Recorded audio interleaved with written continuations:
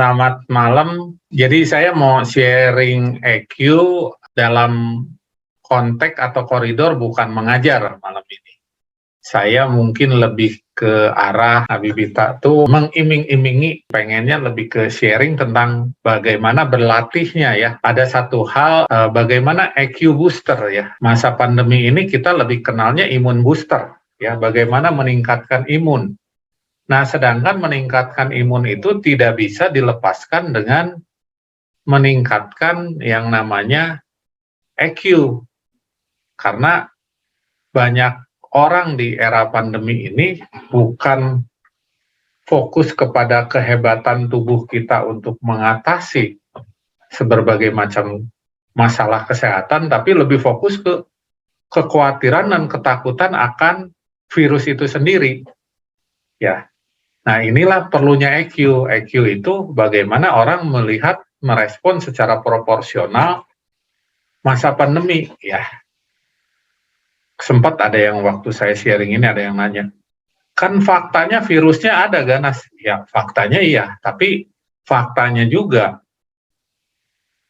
hanya minoritas orang, persentasenya nggak nyampe 10% yang akhirnya gugur gara-gara virus ini. Dan kalau dilihat lagi, mayoritas, saya juga punya komunitas dokter, mayoritas yang meninggal itu sebenarnya pemicu utamanya bukan virus, pemicu utamanya adalah komorbid atau penyakit bawaan yang sudah dimiliki. Nah, penyakit bawaan ini sudah ada dimiliki, masuklah virus, respon EQ-nya, khawatir, ketakutan, dan sebagainya, menurunkan imunitas.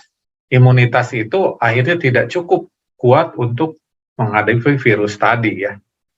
Kenapa EQ ini dibahas bukan hanya dalam konteks relationship, tapi konteks sampai kepada kesehatan, baik kesehatan fisik maupun kesehatan jiwa seseorang. Jadi demikian pentingnya EQ sehingga sampai ada penelitian-penelitian di luar negeri tentang EQ itu sendiri. When it comes to happiness and success in life, EQ matters just as much as IQ.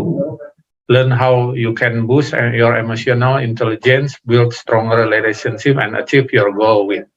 Nah, bagaimana membooster atau mengupgrade atau meng-scale up, kalau istilah startup, EQ kita untuk mempunyai kehidupan yang lebih baik.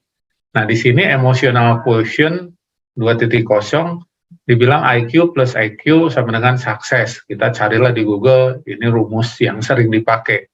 Nah, saya suka dengan gambar ini karena gambar ini digambarkan untuk EQ itu sama dengan melatih otot. Ya, otot tidak pernah dilatih, otot akan lemah, akan mengecil, menciut, apalagi secara medis. Usia masuk 30 tahun ke atas, massa otot berkurang 1% tiap tahun. Dan ngerinya lagi bukan hanya massa otot, tapi kemampuan otot berkurangnya bisa 2% sampai 3% per tahun. Ya, seiring berjalannya usia. Nah, pertanyaannya, sama seperti otot, kecerdasan juga perlu yang namanya dilatih. Nggak suddenly kuat, nggak tiba-tiba mentalnya baja, nggak ngedadak, wah dikasih hambatan, dikasih tantangan, ngerasa hebat gitu ya. Nggak, sama seperti otot. Kita biasa ngangkat 5 kilo dulu, baru 10 kilo, 15 kilo, baru kita bisa ngangkat mungkin sampai 50 atau 100 kilogram ya. Nah, itu juga sama. Saya juga senang mengenai IQ ya.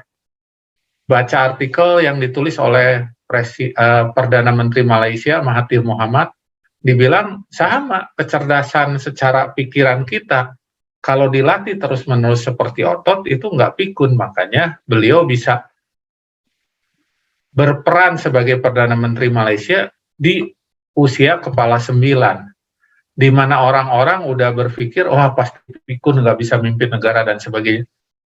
Quote and quote, ini mimpin negara ya, bukan mimpin perusahaan, Bapak Ibu sekalian.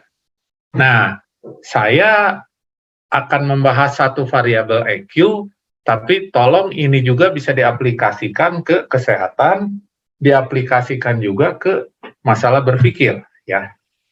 Ini ada penelitian orang sukses, saya nggak bahas dulu definisi suksesnya, tapi pemahaman sukses secara umum lah ya. 20 karakter orang sukses menurut National Association of College and Employer di era abad ke-21 ini, tahun 2002 penelitiannya. Nah, di penelitian ini, kemampuan berkomunikasi, kejujuran atau integritas, dan kemampuan bekerja sama menduduki 3 besar dari hasil riset karakter-karakter apa saja yang membuat seseorang sukses. Nah, repotnya ketika kita sekolah SD, SMP, SMA, even S1, S2, S3, orang-orang atau siswa yang dihargai itu karena kemampuan akademisnya. Ya, di market dari secara penelitian, untuk seseorang mencapai goalnya, suksesnya, itu kemampuan berkomunikasi, ilmunya waktu saya pikir-pikir SD, SMP, ilmunya apa ya? Rasanya saya lebih senang matematika nilai 9, 10, daripada kreativitas misalnya. Prakarya saya 9, matematika 6, saya sedih gitu kan. Tapi prakarya walaupun merah nggak apa-apa, padahal prakarya bicara tentang nilai kreativitas ya.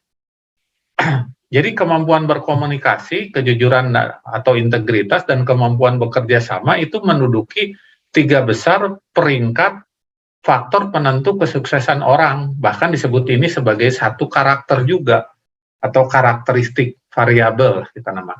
Kemampuan akademis ada di ranking 17. Bagaimana kita juga melihat, khususnya bagi teman-teman yang sudah punya anak. Kalau anak kita matematikanya 9, 10, kita bangga, tapi kemampuan kerjasamanya dia sering mengurung diri, introvert. Udahlah, yang penting anak saya pinter. Nah, definisinya pinter itu lebih ke definisi kognitif atau lebih ke akademis yang sifatnya hitung-hitungan, sifatnya rumus-rumusan. Bahkan ini ada riset juga dari Carnegie Institute, 85 orang sukses karena people skill, kemampuan berelasi dengan orang. Sekali lagi, kalau ditanya definisi sederhana people skill adalah kemampuan seseorang berelasi. Kalau ada juga yang sempat bertanya kepada saya, Pak, bicara tentang attitude diri sendiri. Oke, dia boleh dibilang rajin, ulet, tekun, tapi dia minus kemampuan berhubungan dengan orang lain, ini akan sulit. Apalagi di era sekarang, di era zaman now, milenial dan Gen Z itu sangat-sangat kentara dengan yang namanya kolaborasi. Kita nggak bisa lagi monopoli sekarang. Kolaborasi itu sudah sangat-sangat menjadi satu syarat untuk sukses di era abad 21 ini, di generasi Z sekarang ya. 15% karena faktor teknis atau IQ. Lalu ada penelitian Harvard juga, 90% dipecat karena tidak mampu jalin hubungan baik. Jadi 10% dipecat karena faktor teknis. Maksudnya apa?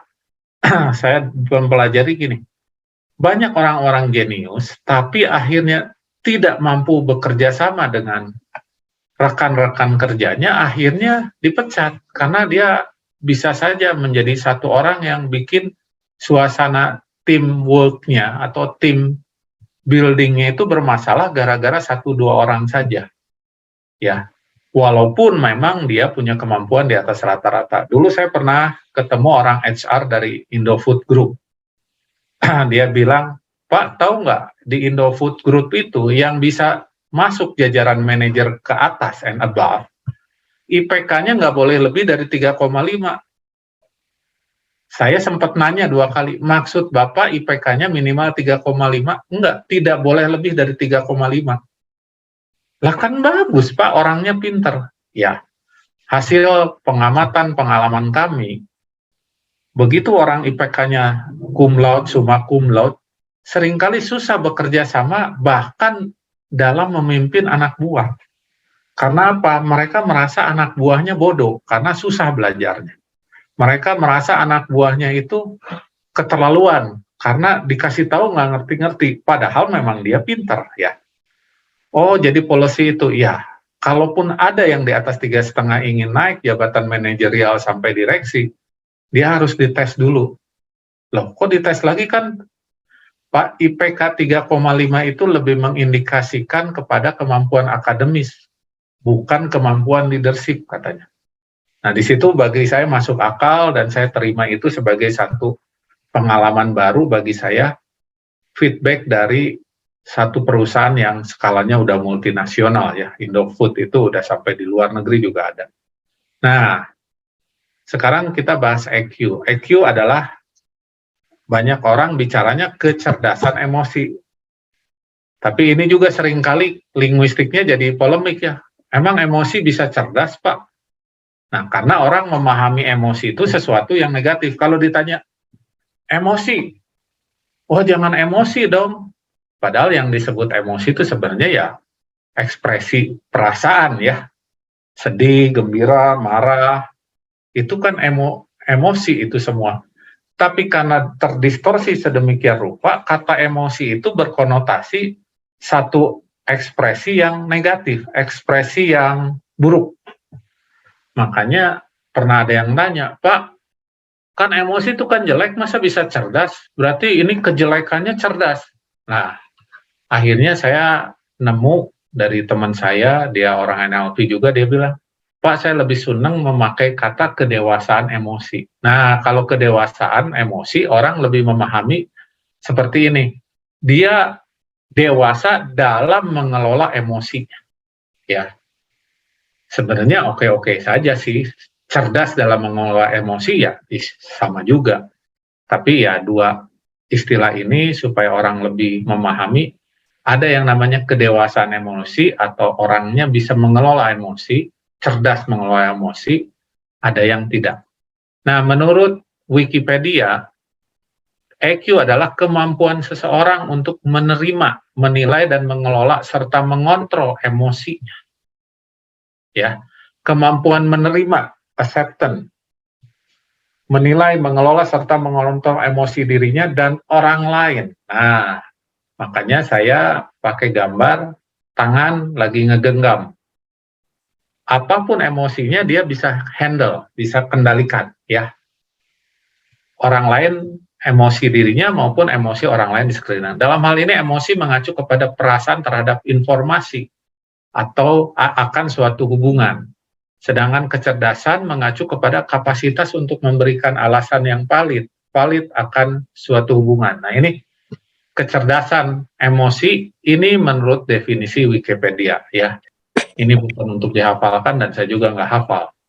Ya, saya lebih pengen teman-teman dan saya sendiri bisa ngalami enaknya, bisa ngalami excitingnya ketika kita dewasa secara emosi, ketika kita dengan sadar mengupgrade kecerdasan emosi kita, akan berdampak kepada banyak hal dalam kehidupan kita, baik itu kesehatan, relationship, kemampuan memimpin, kemampuan mengelola keuangan, sekalipun itu sangat ditentukan oleh EQ. Nah, EQ sendiri terdiri dari 4 variabel ya. Variabel apa? Self-awareness. Ya, orang tersebut harus aware terhadap dirinya sendiri. Lalu setelah aware, dia punya kemampuan untuk mengelola apa yang dia rasakan. Lalu itu untuk dirinya, tapi untuk sosial atau orang-orang sekelilingnya dia harus punya social awareness, di mana dia untuk di ruang lingkup terkecil aja, keluarga, dia punya concern atau aware terhadap anggota keluarga yang lain. Di perusahaan dia punya aware terhadap rekan kerja yang lain. Kalau dia sebagai atasan atau owner, dia punya aware terhadap bawahan dan sebaliknya. Seorang bawahan dia punya aware terhadap atasan atau owner perusahaan yang di mana dia kerja. Nah, kalau punya aware, diharapkan dia mampu memanage relationship tadi ya. Saya hanya gambar aja. Jadi self-awareness tuh gitu. Dia bisa aware, oh saya lagi sedih, oh saya lagi netral, oh saya lagi happy. Self-management itu bagaimana kita mengendalikan ya. Yang tadi social awareness, kita bisa melihat ini kayak kaca pembesar. Oh, atasan saya lagi moodnya kurang baik. Oh, atasan saya lagi oke. Itu social awareness. Nah, diharapkan 3 hal ini mampu membuat kita punya relationship management yang baik dengan orang-orang di sekeliling kita. Why? Balik lagi seperti yang tadi penelitian ya. Jadi 3 hal yang membuat seseorang lebih berhasil, yaitu 3 hal tadi sangat berhubungan bukan dengan kemampuan akademis, ya. Kemampuan berkomunikasi, kejujuran, integritas, dan kemampuan bekerja sama.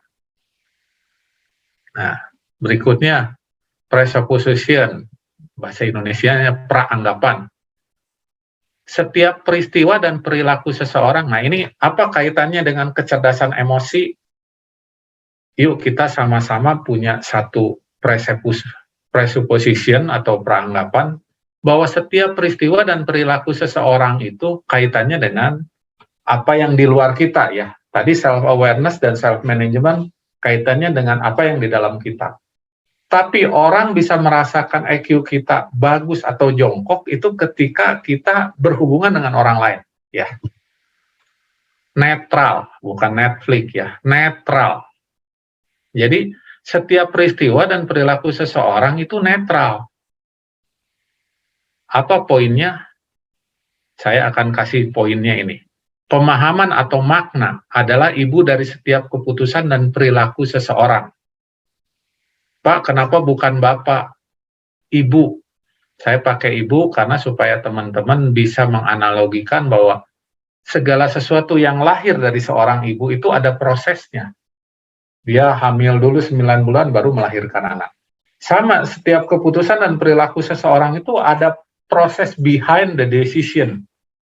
Peristiwa-peristiwa, kalau dulu saya belajar dari Pak Riko adalah ada 3E ya, experience, educational, environment itu bisa sangat, atau bukan bisa lagi, sangat mempengaruhi belief seseorang. Belief seseorang itu sangat mempengaruhi tindakan seseorang atau action seseorang. Dan action seseorang itu tentunya akan mempengaruhi hasil yang dialami oleh seseorang atau organisasi atau apapun namanya ya. Nah, karena setiap peristiwa dan perilaku seseorang netral, nah kita belajar dari Viktor Frankl ya. Kalau biografinya cukup menarik karena ini saya anggap kalau saya di posisi dia, saya nggak kebayang ya. Dia ada di camp konsentrasi Nazi. Beliau adalah seorang Yahudi. Beliau menyaksikan dengan mata kepala sendiri orang tuanya dibunuh. Ya, dia bisa mengatakan gini, ini nggak mudah, karena kalau cuma tulisan retorika saja sih gampang ya. Antara stimulus dan respon, ada satu space, di mana space itu ada di dalam kendali kita, untuk melakukan atau memilih respon apa yang mau berikan. Nah, stimulus itu bisa peristiwa, dia ngalami peristiwa apa? Kekejaman Nazi. Dia juga termasuk orang yang ditangkap oleh rezim Nazi saat itu. Dia juga menyaksikan peristiwa dan mengalami perilaku tidak enak, perilaku kejam dari Nazi tadi. Tapi beliau berhasil melarikan diri ya. Salah satu yang berhasil bebas melarikan diri dari kejaman Nazi. Saya suka berasumsi kalau orang ini nggak gila pun udah bagus. Tapi alih-alih dia gila, alih-alih dia jadi orang ODGJ, orang dengan gangguan jiwa, tapi dia mampu melahirkan satu karya yang diterbitkan dalam 49 bahasa dan 190 edisi, dan laku 16 juta eksemplar. Dibilang bahwa ini salah satu karya terbaik oleh Harold Kushner sepanjang masa. Ya. Nah, dari sini bagaimana dengan saya dan teman-teman? Kita mungkin tidak mengalami drama kehidupan seberat Viktor Frankl ya. Kita tidak mengalami kita ditinggalkan orang tua bagi yang pernah ditinggalkan orang tua udah sedihnya luar biasa. Bagaimana kalau kita mengalami apa yang Viktor Frankl sendiri alami? Orang tuanya dibunuh di depan mata kepalanya sendiri oleh kekejaman Nazi, ya. Nah, lalu saya ingin menuliskan sesuatu yang menjadi dasar keseharian hidup saya. Ini saya latihan sama seperti otot, ya. Kita manusia tidak bertanggung jawab atas peristiwa dan perilaku orang lain, ya. Karena apa? Yaitu netral. Orang ngomong saya pakai kata-kata kebun binatang, misalnya anjing lu go, atau kata-kata kasar goblok lu, saya tidak bertanggung jawab atas perkataan orang tadi, perilaku orang tadi. Atau saya juga tidak bertanggung jawab atas peristiwa yang terjadi menimpa hidup saya. Peristiwa contoh yang terbaru, pandemi. Kita tidak bertanggung jawab. Tetapi kita bertanggung jawab atas respon yang kita berikan. Hanya manusia satu-satunya makhluk ciptaan Tuhan yang perlu bertanggung jawab atas kehidupan yang dijalaninya. Kenapa ini penting? Karena kalau kita orang yang percaya bahwa kita diciptakan oleh satu pribadi agung yang kita sebut Tuhan, apapun sebutannya, Sang Yang Widi, Allah, dan sebagainya, kita sadar sooner or later kita akan mempertanggungjawabkan setiap keputusan, setiap respon yang kita berikan terhadap peristiwa dan perilaku orang lain. Saya nggak bisa bilang gini, saya mukul orang itu karena orang itu mengolok-olok saya. Jangankan pengadilan akhirat, pengadilan dunia pun saya bisa kena pasal penganiayaan ketika saya memukul orang dengan dasar, dengan dalih orang itu mengejek saya. Karena saya mesti mempertanggungjawabkan respon yang saya berikan atas ejekan orang tersebut. Peristiwa pandemi itu netral. Ada orang yang bilang, wah pandemi itu membuat saya bersyukur. Kenapa? Saya jadi sadar bahwa kehidupan ini kita nggak bisa sombong. Tapi ada juga orang yang peristiwa pandemi ini menyalahkan Tuhan. Ada. Peristiwa pandemi ini menyalahkan anggota keluarga yang lain. Pernah kejadian itu terjadi di keluarga mertua saya. Di mana didatengin oleh anak cucu, ternyata anaknya OTG, kena COVID, akhirnya orang tuanya terjangkit COVID, salah satunya ibunya rasanya meninggal. Ayahnya itu menyalahkan terus anaknya. Kamu menyebabkan istri saya meninggal, notabene ibunya. Kamu dan sebagainya. Nah, peristiwanya netral. Banyak yang kena COVID, keluarganya meninggal, tapi responnya itu yang tidak netral. Makanya Viktor Frankl bilang, antara stimulus dan respon itu ada jeda, ada space, di mana kita yang menentukan, kita yang memilih. Nah, contoh, peristiwa yang bad mood, misalnya kita ketinggalan dompet di rumah, nyampe kantor, begitu nyampe kantor, ketumpahan kopi, pelayan atau OB-nya memberi kopi, terus lalu kita ketemu bawahan kita tidak mengerjakan tugas sesuai deadline yang kita tentukan, asumsi kita sebagai atasannya. Kita punya sejuta alasan untuk kita marah, ya. Ini kalau peristiwa yang buruk. Nah, peristiwa yang buruk ini kalau mengacu kepada tadi pemahaman slide sebelumnya, peristiwa ini buruk nggak? Netral. Atau ada peristiwa yang kedengarannya membahagiakan. Toko langganan tempat kita belanja itu lagi sale besar-besaran, fashion, sepatu, jam tangan, dan sebagainya. Nah, kedua-duanya tuh netral, Bapak Ibu sekalian, teman-teman sekalian. Yang tidak netral itu respon kita. Respon kita akan, yang ke satu itu kita marah-marah, atau ini jadi feedback. Waduh, saya lain kali akan lebih mempersiapkan sebelum pergi ke kantor, supaya dompet tidak ketinggalan. Lalu ketika OB menumpahkan kopi di meja kita, nah itu diresponi dengan tepat itu gini, ini saatnya saya menunjukkan bahwa saya itu seorang leader yang baik. Even OB sekalipun, saya nggak akan marah. Saya akan bilang, aduh hati-hati ya, lain kali gini-gini. Itu respon kita yang menentukan.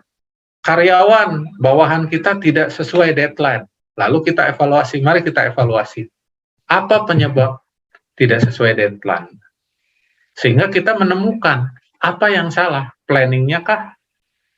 Waktu kita mengorganizingnya lah, kalau di manajemen kan ada pola actuatingnya, atau mereka kurang skillnya, atau controllingnya yang kurang, sehingga deadline tidak terpenuhi.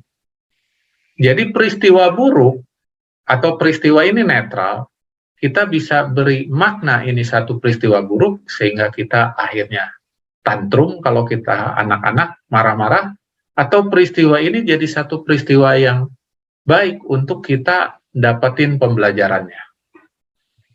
Bahkan bisa menjadi pribadi yang lebih baik. Nah, kebalikannya, peristiwa yang menyenangkan bisa mengakibatkan kita jadi nggak lebih baik. Akhirnya kita jadi boros karena setiap ada sale kita belanja, walaupun nggak butuh. Peristiwanya menyenangkan, seakan-akan. Walaupun balik lagi ya, slide sebelumnya, peristiwa ini netral. Walaupun kita lihat, aduh asik, langganan toko saya ini lagi sale, sepertinya menyenangkan, tapi kalau kita responi dengan kurang tepat atau bahkan salah, kita jadi boros ya. Makanya tidak sedikit yang belanja toko online itu selalu ada pop-up-nya apa, sale, sale, sale. Akhirnya nggak butuh, belilah, nggak butuh, belilah. Apalagi ada pay later. Sekarang bukan hanya kartu kredit susah ya apply-nya, sekarang ada pay later. GoPay later, semua ada pay later ya. Nah, terakhir penutupnya ada dua hal. Bukan penutup, ada 2-3 slide lagi. Kita latihan. Bagaimana sih kita men-scale up, bagaimana kita meng-upgrade kemampuan EQ tadi. Kita coba belajar nulisin ya. Sama-sama ini PR juga, atau bagaimana latihannya, karena kan tadi semua itu kayak teori. Ya latihannya adalah kita ingat-ingat dan kita tulis peristiwa apa atau perilaku, contoh perilaku anak apa yang kita seringkali beri respon yang tidak bermanfaat atau tidak berguna. Contoh, nilai anak merah, spontanitas respon kita marah, dan itu tidak berguna. Nah, lalu respon apa yang berguna, yang bermanfaat? Jadi kolom pertama respon yang tidak, kolom pertama adalah peristiwa atau perilaku, kolom kedua respon yang tidak bermanfaat, kolom ketiga adalah respon apa yang bermanfaat yang akan saya latih. Ya, kebayang dulu ya, peristiwa atau perilaku, respon yang bermanfaat, yang tidak bermanfaat, dan respon yang bermanfaat. Lalu mana yang kita mau latih? Ya. Berikutnya ada satu buku menarik, adalah The Happiness Trap. Kenapa bagi saya menarik? Karena inilah yang membuat orang jadi menderita. Loh, maksudnya apa? Di buku ini menarik. Gara-gara orang mengejar kebahagiaan, orang tersebut jadi menderita. Mungkin Bapak Ibu sekalian, loh kok baru tahu Pak? Ya nggak apa-apa juga kan, kita sama-sama belajar. Karena Russ Harris ini, dia bilang the happiness trap atau jebakan kebahagiaan. Nah, jebakan kebahagiaan itu apa sih Bapak Ibu sekalian?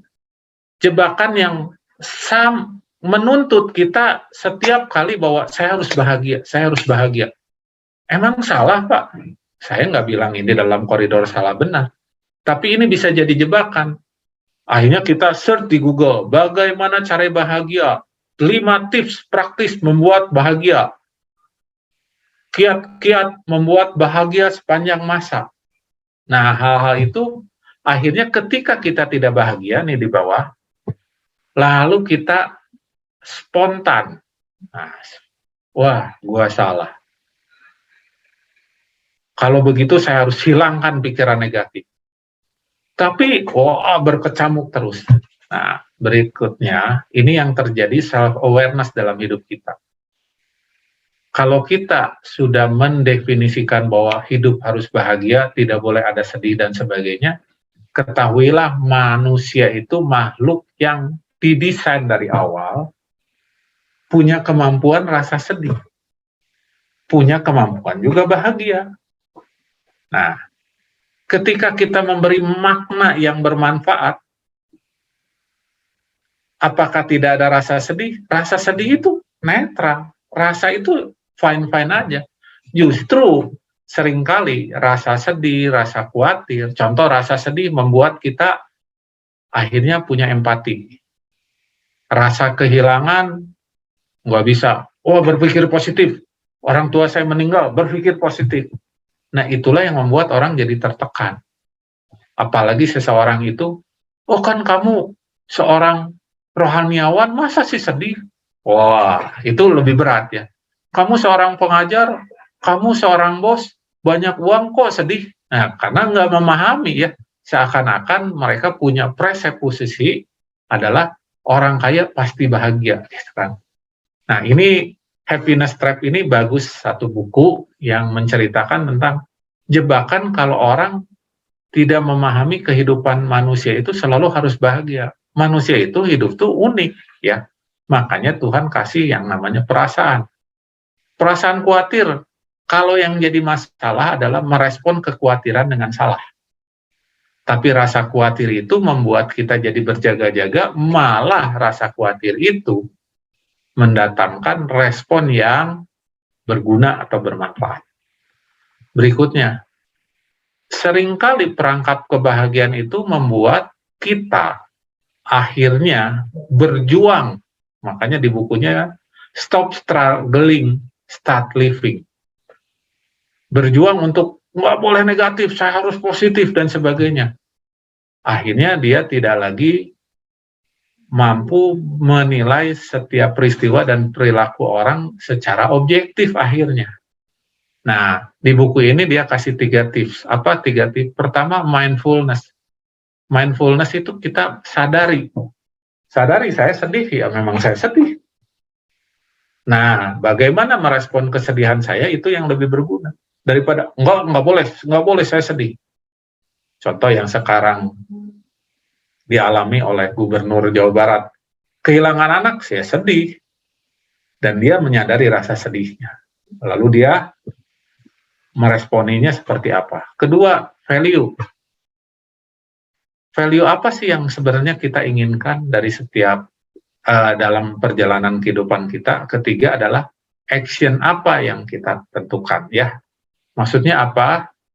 Value yang kita inginkan, action yang mendukung. Contoh, sah-sah aja Bapak Ibu sekalian ketika kita bilang, saya sih nggak terlalu pengen jadi orang terkenal, orang kaya, raya yang sampai seperti sultan sehingga orang tahu. Kenapa?